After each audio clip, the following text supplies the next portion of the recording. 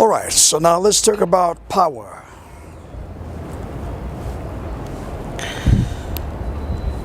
Power.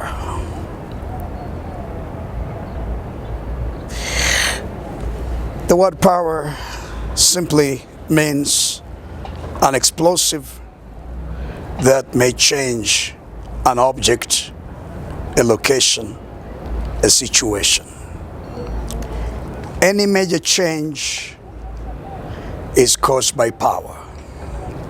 That ability to make things change is what we call power. If you can change from point A to point B, the activities that takes place between point A and point B is called power. Now, how do you achieve power? You have knowledge, you have education, but you are not empowered. Have you realized that the most educated people in the world will sit back home waiting for employments? Why does educated people wait for employments? Why is it that majority of people who are educated will sit back and ask somebody to employ them? This is the trend. When you achieve something or you have something and you have no knowledge about what you have, whatever you have remain handicapped. Because any form of dependency is a clear fact that you cannot depend upon yourself. You are handicapped. And that's why most educated people are not able to self-employ until they're employed.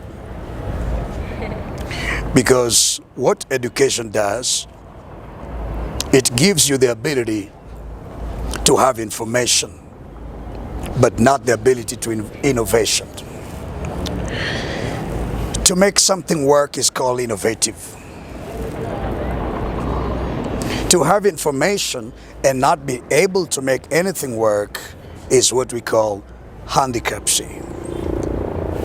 Either you're handicapped, meaning you're not able to function unless you're supported,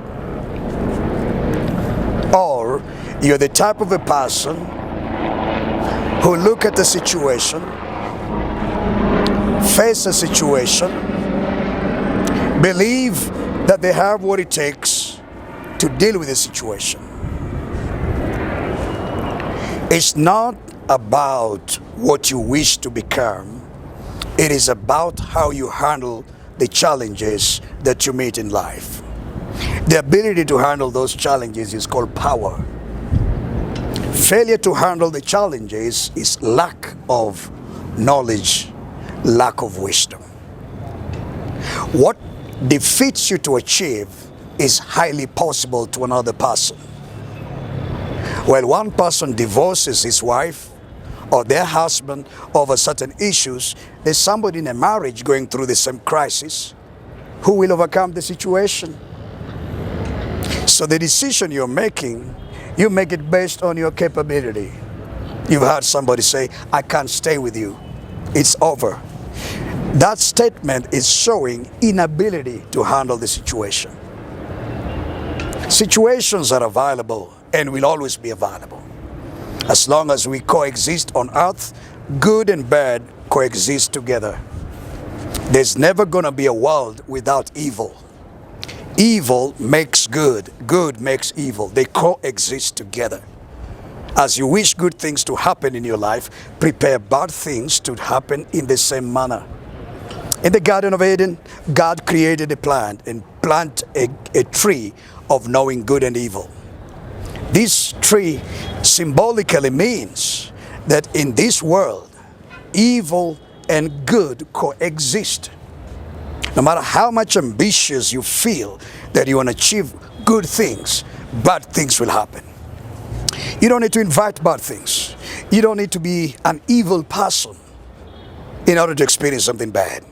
You can be a very fearful person, God-fearing person, God-loving person, and things will happen to you. You do not need to coordinate them. They happen because we exist in the vibration that constitute evil and good. But every good plan you have in your life, expect something wrong, something bad to happen. Maturity is when you are able to accept the situation and handle each specific situation on how it comes to you. That is called maturity. Maturity is when you make things happen. A baby only relies on one thing, positivity. A child only thinks about, I want food, I want snacks, I want balloons, I want birthday, I want Christmas. Because the mind of a child has not yet experienced the negative part of the world. Now, you can choose to be a child for the rest of your life. Especially you're a Christian, so you think your prayer is going to change your life and one time you're going to just be achieving some good. That's a lie. It's never going to exist. As long as you walk in this world, expect bad things to happen to you. An accident, death, robbers, a bullet. Evil is not something you plan. Evil is what comes to you. Nobody planned to divorce. They're lovers. They love each other. They have a beautiful honeymoon. But 70% of things that begin in the name of marriage ends in divorce or separation. Why do we start so good and end up so ugly? It's because we assume because it is good in the beginning, it will always be good all the time. This is deception. Understand the principles of life. The Bible says in the book of Ecclesiasticus chapter number 3, there is time for everything. Time to be born, time to die. Just like you celebrate your birthday, you should prepare for people to celebrate your death. Why are we happy when it is birthday and we are sad when it is death? Yet these two coexist. No human being lives forever. The people in the grave never planned to be in the grave. Someone is in the mortuary right now. They never planned when they woke up in the morning that today they're going to be dead. Understand what I call maturity. Maturity is what wisdom is everything about. A wise person does not depend on elusiveness. A wise person is a human that have accepted and accommodated the truth. Jesus said, you'll know the truth and the truth set you free. When you're starting the journey to life, it determines your status. You may choose to live a life like a baby, think like a baby, talk like a baby, act like a baby, and experience a lot of conflict within your mutual relationship with other human beings because your thinking is not enough for you to survive. You're seeking what does not exist. Once you accept the reality and the truth about life, you conquer life. It's not about praying against devils and praying against hard times and praying against this and that. It's about understanding what you're fighting. Life is about understanding. You only have peace when you can understand why this is happening in my life. Why am I broke? Why am I poor? Why am I sick? Why am I confused? Why did I fail? By understanding, you remove the elusiveness and the illusion that keeps most people babies for the rest of their lives. And that's why Jesus said, you will know the truth, and the truth set you free. Now I want to give an example. There's somebody who has a virus in their body. You are HIV, and you've been diagnosed to have a disease in your body. Now you go to your pastor and you ask your pastor to pray for you. There's another person who is not a Christian. He's been discovered with the same. And because he's an atheist, they go to the doctors and the doctors give them prescriptions and they're using their ARVs. They all experience the same, but how they handle the situation differs. Differs from where? From their mindset. Everything is about mindset. If you have a wrong mindset, you have a wrong result. So you may say, because I have this disease, let me go to the magic man. Let me go to the witch doctor.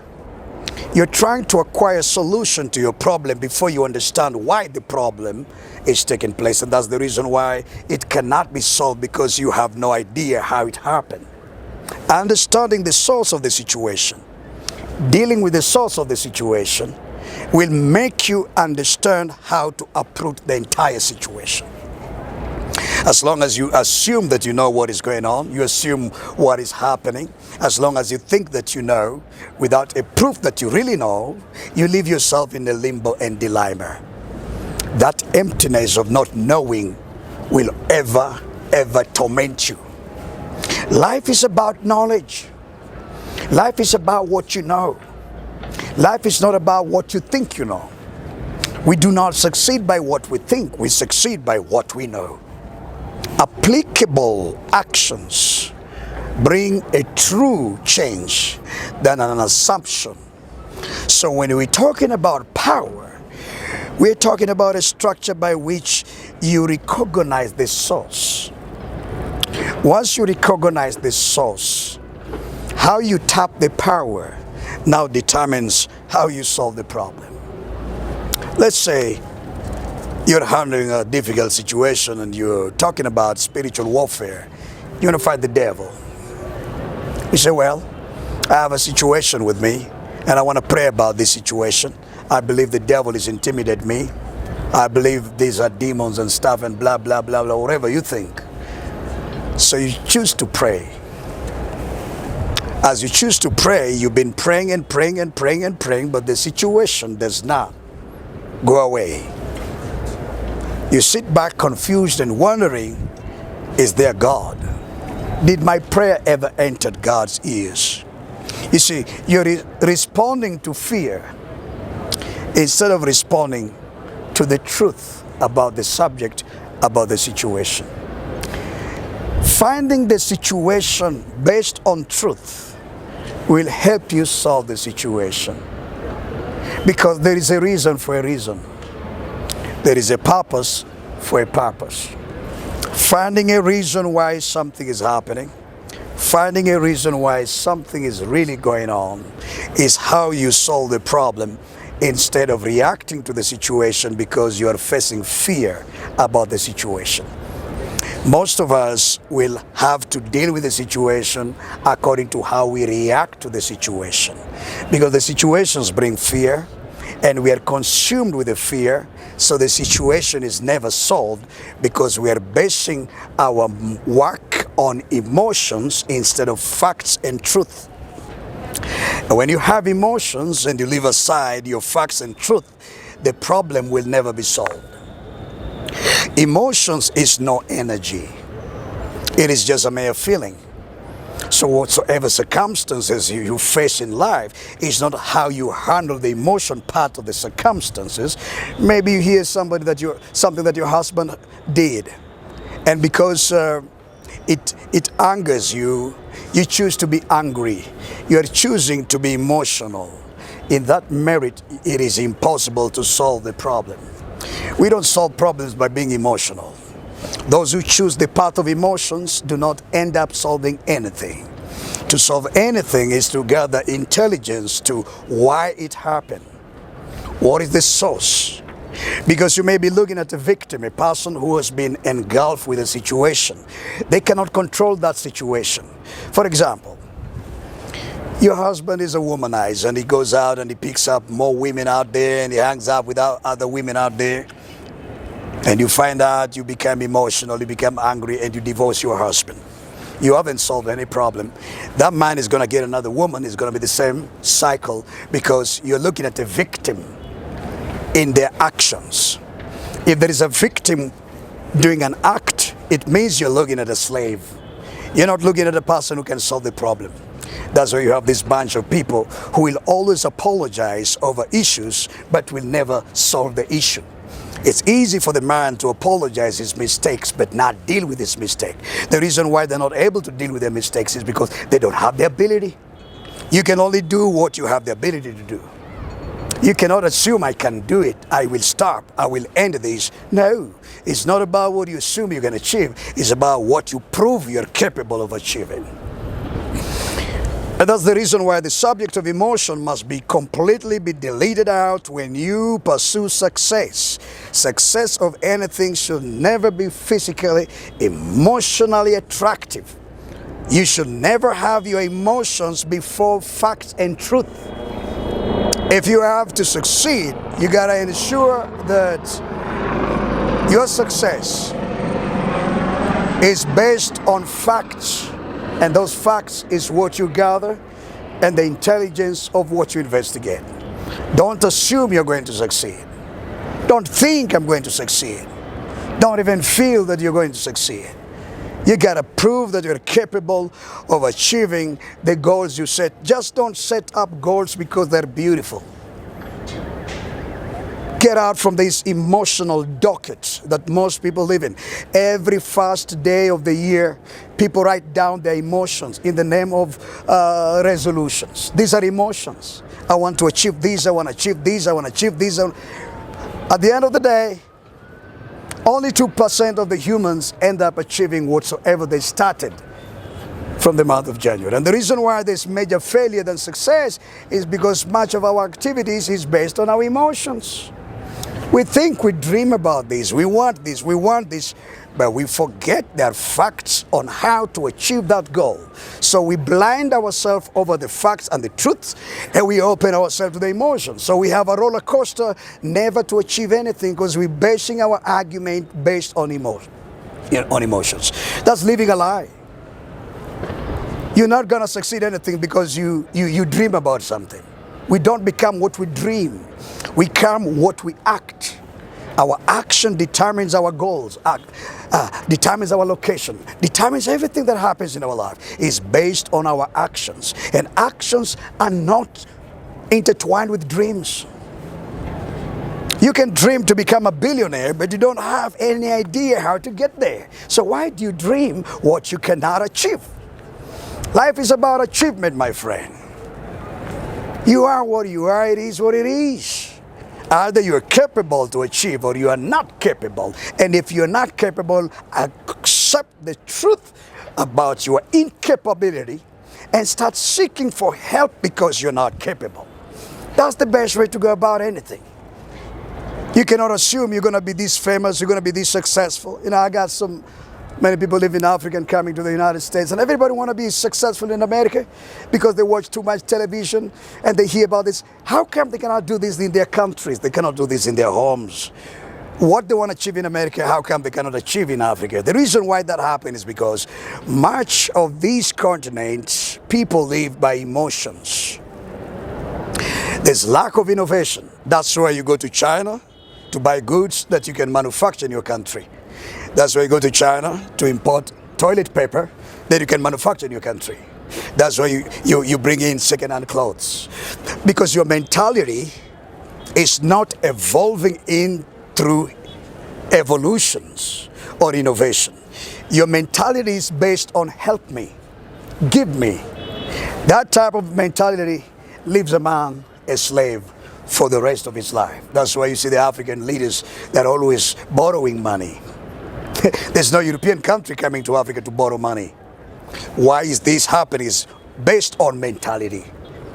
This is the richest continent on planet Earth. This is the wealthiest. In fact, the technologies we have today would have not been possible, whether it's mobile phones, would not be possible if there were no minerals that are discovered in Africa to support those technologies.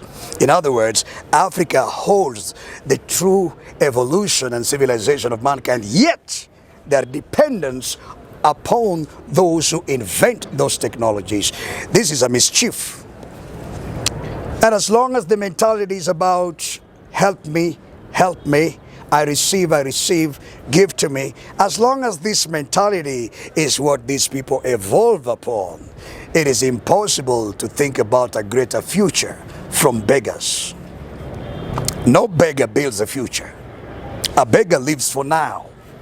Beggars have no visions.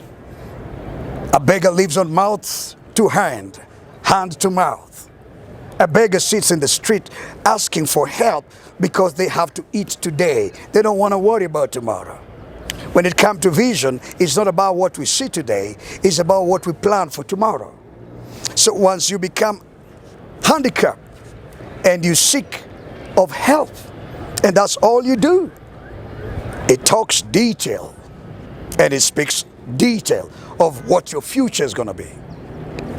So when we're talking about power, we're talking about a structure by which a person can design the energy from within themselves, accept that energy, and make that energy becomes the major propeller to your existence. If you can do something you know without being controlled, you have won life. You have defeated life. You have defeated every occasion that a person can project. You have become your own CEO. One great fact about developed countries is that people pursue self-independence.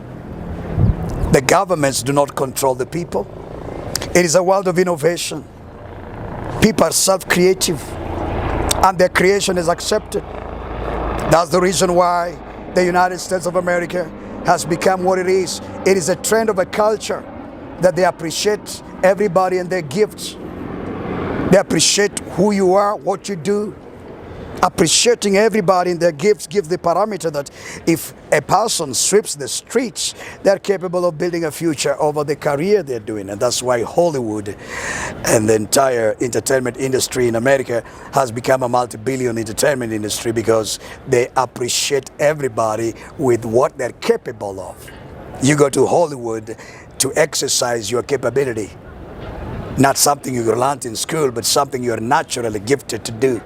Whether you can entertain people, whether you can make people laugh, whatever you are, those natural gifts. Now, recently we witnessed Chris, the gentleman who had an issue with Will Smith, being given about 40 million US dollars on just one show with Netflix. How can that be possible that a person goes out there to entertain people, make fun of other things, and then is paid $40 million? How can that be possible that a man has been paid $40 million just for jokes? It is because the nation was built in a manner that it appreciates who you are than who you want to become. And that is how you build life. Life is about who you are, because that is the ability given to you by God to exercise in life. But if you have to live in a country or in a system that does not recognize your opinions, then you are still a captive. Freedom is not doing what others do. Freedom is able to exercise what you believe and what you feel and still be able to be successful. I'm not free by doing it the way you do it, the way you want to do it. That's not how my freedom comes. My freedom doesn't come when I look like a white man or a Chinese or a Japanese or take some strange cultures. That's not how my freedom comes. I do not get alienated to be free. I don't get brainwashed in order to achieve my freedom. I become who I am, live by who I am, exist and walk and talk with what I am. That's how I achieve my goal. Therefore, the source of the power to enable you to achieve anything must come from you. Anything borrowed will be lost. Anything supplied will continue. What comes from you is called a supply. What comes from other people is called borrowed. Anything you borrow, you can lose. What you engineer, you will supply. Become the supply of energy, not the borrower of energy. You carry strength, you carry abilities, you carry possibilities. Export the possibilities that you have. The Chinese are exporting what they have. The Europeans are exporting what they have. How much is being exported out of the continent? But if you do not appreciate who you are, what you're capable of, there's no way you're going to appreciate anything. you remain a slave for the rest of your life. The greatest victory in a human's life is when they can stand alone, that they can talk alone, they can walk alone. They can walk on a path that they rely upon nothing, not a stick, not a wood, not a tree. They rely upon themselves. That is how freedom comes.